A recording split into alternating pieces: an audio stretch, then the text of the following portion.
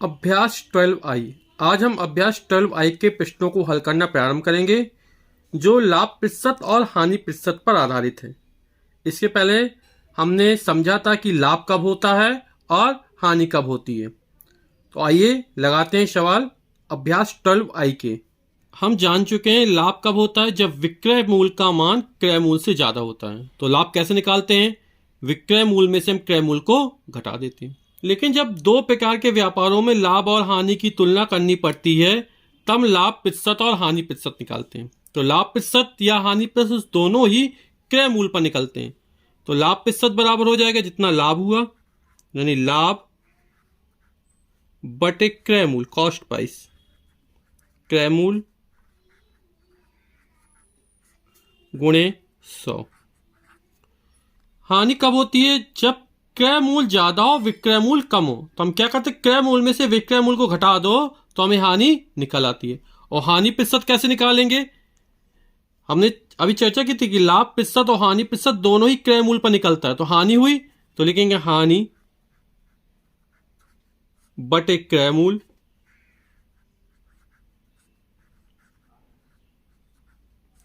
गुणे 100। पहला प्रश्न हमारा, निम्नांकित सारणी में जहां संभव हो रिक्त स्थानों की पूर्ति अपनी अभ्यास पुस्तिका में कीजिए। पहला हमारा क्रय मूल्य 200 रुपए दिया गया है, विक्रय मूल्य 212 है, यानी क्रय मूल्य कम है विक्रय मूल्य ज्यादा है, यानी लाभ होगा।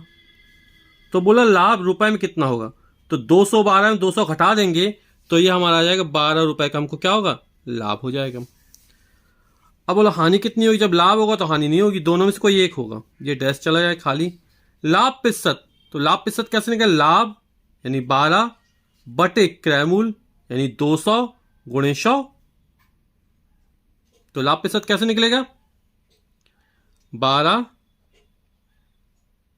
बटे क्रय मूल्य, क्रय मूल्य हमारा कितना है 200 गुणे 100, 100 कम 100 दूनी 200, 12 में 2 का भाग जा रहा है 6, यानी लाभ प्रतिशत जो होगा हमें वो कितना हो जाएगा, 6 हो जाएगा। और हानि प्रतिशत खाली चला जाएगा। फिर बोला है क्रय मूल्य 500 है, विक्रय मूल्य 480 है, यानी क्रय मूल्य ज्यादा है विक्रय मूल्य कम है, यहाँ पर हमें क्या होगा, हानि होगी। तो अब हमारा लाभ नहीं होगा, क्या होगा, हानि होगी। क्या करेंगे, हानि कैसे निकाले, क्रय मूल्य ज्यादा होता हानि में, तो क्रय मूल्य में से विक्रय मूल्य घटा देंगे। 500 में 480 आएगा, बचेगा 20, यानी हमें 20 रुपए क्या हो गई, हानि हो गई। तो अब हमें हानि प्रतिशत निकालना है। हानि कितने रुपए की हुई है भाई, 20 रुपए की हानि हुई। क्रय मूल्य कितना है हमारा, 500 है, गुणा 100, 2 जीरो 2 जीरो कैंसिल हो जाएंगे, 5 20 में 5 का भाग जाएगा, 5 चौक 20, यानी हमें यहां पर जो हानि हुई है वो 4% की हानि हुई है। फिर यहां पर क्रय मूल्य नहीं दे रहा है, सीधे विक्रय मूल्य दे रहा है और लाभ दे रहा है। तो विक्रय मूल्य में क्या होता है, लाभ जुड़ा होता है। तो 495 में से हम 45 को घटा देंगे तो हमारा क्रय मूल्य पता चल जाएगा। तो 495 45 जाएगा, कितना आएगा, 450, यानी जो हमारा क्रय मूल्य हो जाएगा वो हमारा 450 रुपए हो जाएगा। तो 450 और लाभ जोड़ दो तो विक्रय मूल्य निकल आएगा हमारा। अब क्या होगा, हमें लाभ हुआ तो हानि तो होगी नहीं, दोनों से कोई एक होगा। लाभ प्रतिशत कितना निकाल लेंगे, तो हमें 45 रुपए का लाभ हुआ, क्रय मूल्य था 450 था, तो हो जाएगा 45 बटे 450 गुणा 100। 45 से कम 45 धाम 10 बार जाएगा, ये 10 बार जाएगा 100, तो ये हमारा आ जाएगा हानि प्रतिशत नहीं, ये क्या होगा, लाभ होगा। और लाभ में कितना होगा, 10% का लाभ होगा। जो लाभ निकला 45, तो लाभ प्रतिशत कितना निकला, 10 निकलेगा। क्रय मूल्य 800 दिया है, विक्रय मूल्य 825 दिया है, विक्रय मूल्य ज्यादा है लाभ होगा। 825 में 800 घटा देंगे तो 25 रुपए का हमें लाभ हो जाएगा। अब हानि नहीं होगी ना हानि प्रतिशत होगा। लाभ प्रतिशत निकालेंगे तो कैसे निकलेगा, 25 लाभ हुआ बटे क्रय मूल्य 800 गुणे 100, यानी हो जाएगा 25 बटे 800 गुणा 100, 2 जीरो 2 जीरो कैंसिल, 25 में 8 का भाग देना है तो 8 दूनी 16, 8 तिक 24, एक बचा। अब भाग नहीं जाएगा, दशमलव आएंगे, जीरो बढ़ाएंगे 10 हो जाएगा। 8 एकम 8 बचा 2, 8 दूनी 16 बचा 4, 8 5 40। तो 3.125% निकल आएगा हमारा। तो यहाँ पे हो जाएगा 3.125%। अब यहाँ पर 1200 क्रय मूल्य लाभ दे रहा है, तो विक्रय मूल्य कैसे निकालेंगे? क्रय मूल्य में हम लाभ को जोड़ देंगे, तो ये हो जाएगा 1344, 1344। 1200 में 144 जोड़ा, अब हानि नहीं होगी ना हानि प्रतिशत होगा। अब क्या बोल, लाभ प्रतिशत कितना हो जाएगा? तो 144 बटे 1200 गुणा 100, तो ये हमारा निकल आएगा 12%। प्रश्न नंबर दूसरा कह रहा है, एक दुकानदार ने एक किताब ₹10 में खरीद कर, यानी किताब का जो खरीद मूल्य यानी क्रय मूल्य है वो कितना है? ₹10, 10 रुपए में खरीद कर ₹11 में बेच दी, यानी विक्रय मूल्य जो हो जाएगा बेचा गया मूल्य वो हमारा कितना है? ₹11।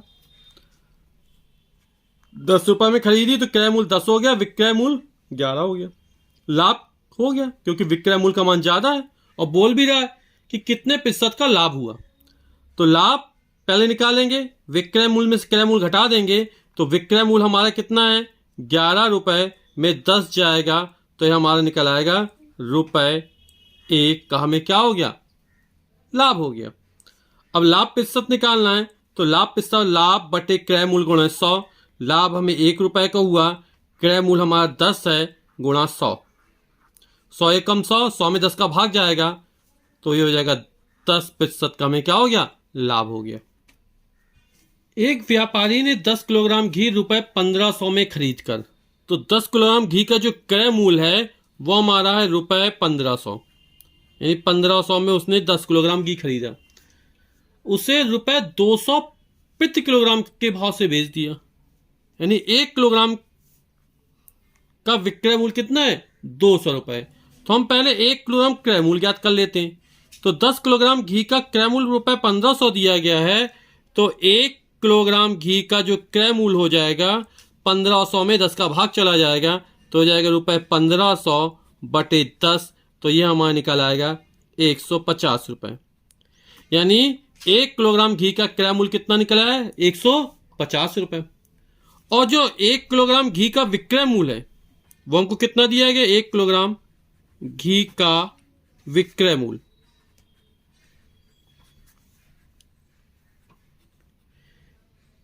एक किलोग्राम घी का विक्रय मूल्य दिया ₹200। अब क्या है? विक्रय मूल्य का मान ज्यादा है, क्रय मूल्य कम है, यानी हमें क्या होगा? लाभ होगा। तो लाभ कैसे निकालेंगे? विक्रय मूल्य में से क्रय मूल्य को घटा देंगे, तो लाभ बराबर हो जाए विक्रय मूल्य माइनस क्रय मूल्य, यानी ₹200 माइनस ₹150 जाएगा। 200 में 150 जाएगा तो आ जाएगा ₹50, यानी 50 रुपए का हमें क्या हुआ? लाभ हुआ। अब हमें लाभ प्रतिशत निकालना है, तो लाभ प्रतिशत बराबर होता है लाभ बटे क्रय मूल्य गुणे 100। लाभ हुआ 50 रुपए का, क्रय मूल्य जो है हमारा 150 रुपए है, गुणा 100। 50 एकम 50, 50 दिया 150, और 100 में 3 का भाग करेंगे तो आएगा 33.33%। क्वेश्चन नंबर चौथा कह रहा है, एक हीटर ₹180 में खरीदा गया, यानी जो हीटर का क्रय मूल्य हो जाएगा वो हमारे 180 रुपए हो जाएगा, और ₹160 में बेचा गया, यानी हीटर का जो विक्रय मूल्य है वो हमारा ₹160 विक्रय मूल्य हो गया। अब इसमें बोल रहा है बताइए कितने प्रतिशत की हानि हुई। हमें हानि प्रतिशत ज्ञात करना है। हम जानते हैं हानि कब होती है कि जब विक्रय मूल्य का मान क्रय मूल्य से कम होता है तो हानि होती है। और हानि कैसे निकालते हैं? क्रय मूल्य में से विक्रय मूल्य को हम घटा देते हैं। तो हमारा क्रय मूल्य कितना? 180 रुपए है, उसमें विक्रय मूल्य 160 घटा देंगे तो हमें पता चल जाए कितने की हानि हुई। तो ₹20 की हमको हानि हुई। अब हमको हानि प्रतिशत निकालना है, और हानि प्रतिशत बराबर था हानि हुई ₹20 की बटे क्रय मूल्य। क्रय मूल्य हमारे 180 रुपए और गुणा 100। हानि 20 रुपए की, क्रय मूल्य 180 गुणा 100। अब 10 से 10 कैंसिल हो जाएगा, 2 एक कम 2 नाम 18, 9 बार गया, और 100 में 9 का भाग करेंगे यानी 100/9। 9 एक कम 9, एक बचा 10 हो जाएगा, 9 एक कम 9, फिर एक 10 हो जाएगा, 11.11%। ये हानि प्रतिशत निकाल आएगा हमारा। जैसे इस आंसर में सही बटे में लिखना है तो 100 में 9 का भाग देंगे, 9 एक कम 9, एक बचा, 9 एक कम 9, फिर एक बचा, एक शेषफल हो गया, तो एक शेषफल 9 का भाग दिया, 11/1/9%। ये भी हमारा आंसर हो जाएगा। फिर पांचवा सवाल कह रहा है एक घड़ी ₹360 में खरीदी गई, यानी जो घड़ी का क्रय मूल्य हो जाएगा वो ₹360 हो गया। घड़ी का क्रय मूल्य कितना हो गया? ₹360, तथा उसे 10% लाभ में बेच दी गई। तो जो लाभ प्रतिशत है वो हमको 10% दे रहा है। अब कह रहा है तो उसका विक्रय मूल्य ज्ञात कीजिए। क्रय मूल्य पता है, यदि क्रय मूल्य में हम लाभ को जोड़ देंगे तो विक्रय मूल्य पता चल जाएगा। तो लाभ प्रतिशत दे रहा है, तो हम जानते हैं लाभ प्रतिशत